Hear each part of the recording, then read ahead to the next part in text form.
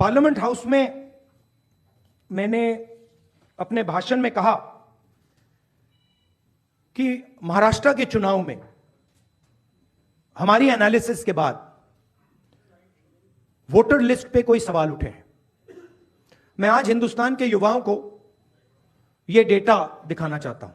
सबसे पहला सवाल, 5 साल में जितने वोटर लिस्ट में ऐड किए गए थे, उससे ज्यादा वोटर महाराष्ट्र में 5 महीनों में ऐड हुए हैं। 32 लाख वोटर्स विधानसभा 2019 एंड 2024 के बीच में। 39 लाख वोटर्स, मतलब हिमाचल का जो पॉपुलेशन है वो ऐड कर दिया लोकसभा 2024 एंड विधानसभा 2024 के बीच में। यह पहला सवाल है। ये जो एडिशनल वोटर्स ऐड किए हैं, ये हैं कौन, ये कहां थे और ये कहां से आए? पहला सवाल। दूसरा सवाल, बहुत महत्वपूर्ण सवाल, महाराष्ट्र का पॉपुलेशन सरकार के मुताबिक, महाराष्ट्र का अडल्ट पॉपुलेशन सरकार के मुताबिक 9.54 करोड़। महाराष्ट्र का adult population 9.54 crore. Election commission के मुताबिक महाराष्ट्र में 9.7 करोड़ वोटर्स हैं। इसका मतलब इलेक्शन कमीशन कह रहा है, देश की जनता को कह रहा है, देश के युवाओं को कह रहा है कि महाराष्ट्र में एडल्ट पॉपुलेशन से ज्यादा वोटर्स हैं। यह कैसे हो सकता है? तीसरा सवाल, यह एक उदाहरण है, कामठी विधानसभा। यहां पे कांग्रेस पार्टी को लोकसभा में 1.36 लाख वोट मिला है। विधानसभा में तकरीबन उतना ही वोट हमें मिला, 1.34 लाख। यह चुनाव हम जीते, लोकसभा वाला। लोकसभा के चुनाव में बीजेपी को 1.19 लाख वोट मिलता है। इस कंस्टिट्यूएंसी में 35,000 नए वोटर्स ऐड होते हैं और वो 35,000 के 35,000 वोटर सीधे बीजेपी के खाते में जाते हैं और बीजेपी चुनाव जीतती है। यह एक उदाहरण है, ऐसे महाराष्ट्र में अनेक उदाहरण हैं।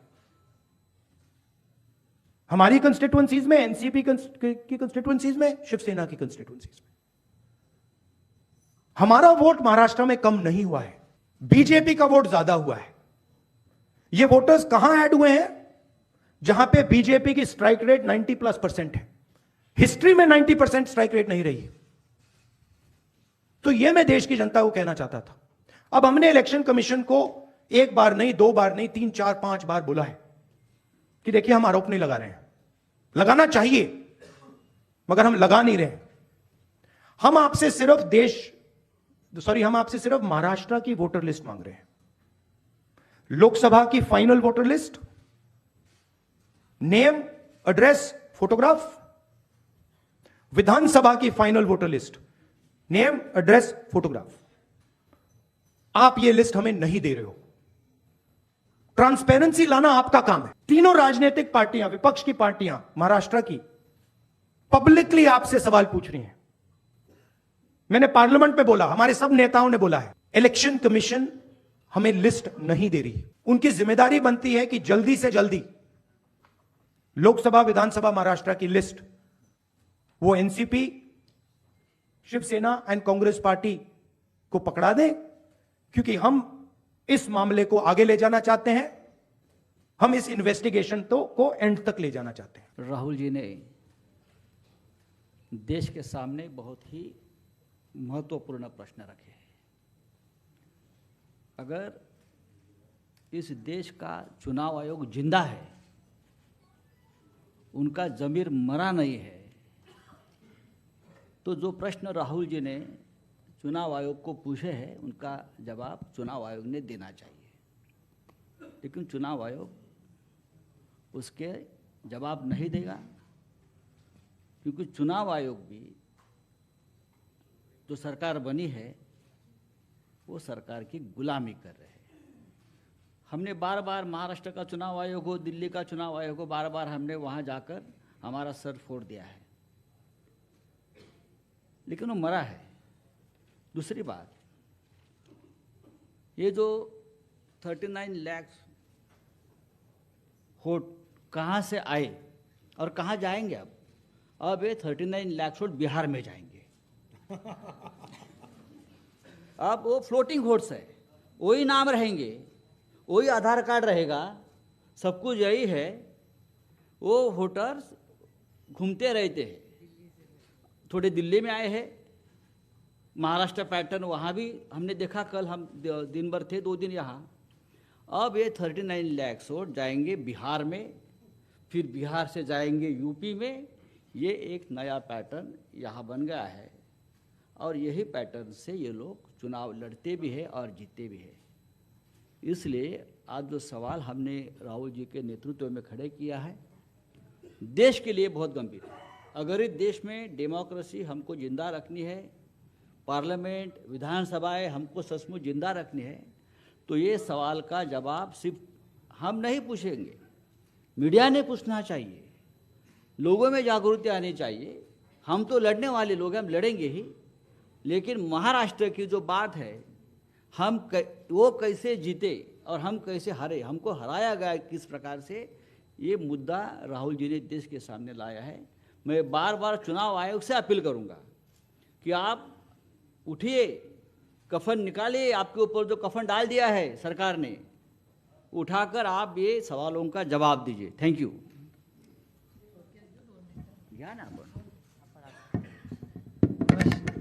नमस्कार। मैं बड़ी संक्षेप से 2-3 अलग मुद्दे कहना चाहती हूँ। राहुल जी और संजय जी ने कहा, उसके बाद 2 चीज़ें मायने रखती है। एक तो मेरे जो सांसद में धैर्यशील मोहिते जी जो यहाँ आए हुए हैं, वो माड़ा विधान लोकसभा से चुन के आए।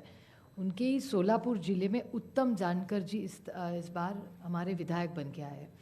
उत्तम जानकर जी सोलापुर डिस्ट्रिक्ट से चुन के आए। उनका कहना है कि उनको वोटिंग जो हुआ है, मरकटवाड़ी, आप सब ने बहुत उस पर टीवी पे भी कवरेज दिया था, उसमें उनका मानना है कि वो चुन के आए हैं, लेकिन उनको जो वोट पड़ने चाहिए वो नहीं मिले हैं, तो वो फिर से जीते हैं, फिर भी री इलेक्शन चाहते हैं और कह रहे हैं कि बैलेट पे लिया जाए। उन्होंने उनके गांव में, उन्हें पूरे निर्वाचन क्षेत्र में सब मान भी गए, लेकिन वहाँ पुलिस भेजी गई और पूरा प्रोसीजर रुकवाया गया। तो वो इतना, हमारी सब मांग है वहाँ की, उत्तम जानकर जी और धैर्यशील मोहिते जी उनके एरिया में, कि बैलेट पे फिर से वोटिंग लाया जाए, मशीनें बंद की जाए। कि बहुत सारी ऐसी चीज़ें हैं, जब राज ठाकरे जी भी बोले हैं कि उनका जो एक कैंडिडेट था उसको खुद का भी वोट नहीं मिला है, ऐसा हो चुका है। ये सब डेटा आपके सबके सामने है। और दूसरी बड़ी बात, मैं इलेक्शन कमीशन वैसे तो बड़ी महत्वपूर्ण जगह है, लेकिन मैं बड़ी विनम्रता से कहना चाहती हूँ, हम और सेना बहुत वहाँ लड़े हैं। जिस तरह से हमारी पार्टी तोड़ी गई, जिस तरह से हमारे विधायक, हमारे एमपी, सांसद तोड़ा गया, पार्टी तोड़ी गई, हमारी लड़ाई आज भी शिवसेना की और एनसीपी की आज भी सुप्रीम कोर्ट में चल रही है। लेकिन और एक छोटी चीज़ उन्होंने की कि हमें जो सिंबल दिया गया और दूसरा सिंबल तुतारी वाजवणारा माणूस और तुतारी मराठी में, वो एक ही शब्द तुतारी तुतारी उन्होंने किया। और इसी सरकार के एक बड़े मंत्री है आज सरकार में, उन्होंने कहा था, जो आप सब ने मराठी चैनल्स ने दिखाया था, कि सातारा की सीट एनसीपी हार गई क्योंकि ये ट्रम्पेट और तुतारी थी, नहीं तो बीजेपी का वो सांसद हार जाता। ये सिर्फ मैं नहीं कह रही हूँ, इस सरकार के एक बड़े नेता कह रहे, जो मराठी चैनलों ने दिखाया, आज सरकार में है महाराष्ट्र में। और हम सब ने जब विधानसभा में मांग की कि आप तुतारी हटा दीजिए, बड़ा कन्फ्यूजन हो रहा है, हमारी 11 सीटें ऐसी है, इस कन्फ्यूजन में हम हार गए। तो हमारी विनती थी कि आप ये तुतारी हटाइए, तो बोले तुतारी हम ये सिंबल नहीं, हमने डेटा दिखाया कि कन्फ्यूजन हो रहा है ये सिंबल के कन्फ्यूजन में, फिर उन्होंने ट्रम्पेट नाम बदल लिया, लेकिन तुतारी वो रखी वैसे, क्योंकि जब बाहर वो जाता था वो देख रहा था तुतारी वाजवणारा माणूस तुतारी, हम उस तरह, उसी कारण हम सातारा की सीट हारे। और ये भी सत्ता पक्ष मान रहा है, रिकॉर्ड पे उन्होंने कहा है। तो ये कैसे चलेगा? ये वोटर्स लिस्ट है, ये मल्टी फैक्टर अटैक है। ये सिंबल का इशू है, फिर पार्टियां तोड़ने का इशू है, ये वोटर्स लिस्ट का इशू है, और कभी कभी मशीन, लोग नाराज़ होते हैं जब हम मशीन के बारे में कहते हैं, लेकिन बहुत सारे ऐसे लोग हम सबको मिलने आते हैं। तो ये मल्टी प्रोंग अटैक हो रहा है। और अगर एक सशक्त लोकतंत्र रखना हो तो फेयर इलेक्शन तो होना ही है।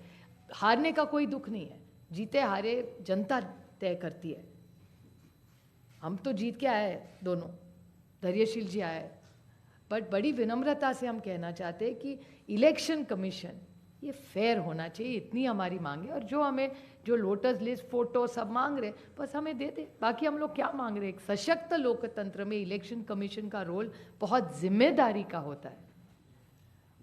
जिस संविधान के बारे में हम लड़ रहे हैं, राहुल जी बड़ी ताकत से उसके लिए लड़ रहे हैं, आप देख रहे हैं पार्लियामेंट में क्या हो रहा है। तो वो संविधान बचाना हो, देश बचाना हो, एक सशक्त लोकतंत्र के लिए महात्मा गांधी ने इतना बड़ा योगदान दिया, जवाहरलाल नेहरू ने देश को इतनी दिशा दी, इन सब के मान सम्मान उनका जो उन्होंने मेहनत करके हम सबको ये हक दिया है वो पूरा फेयर होना ही चाहिए। और हमारी लड़ाई नहीं है, हम सिर्फ पारदर्शकता चाहते, बाकी हमारी कुछ मांग नहीं। धन्यवाद सुप्रिया जी।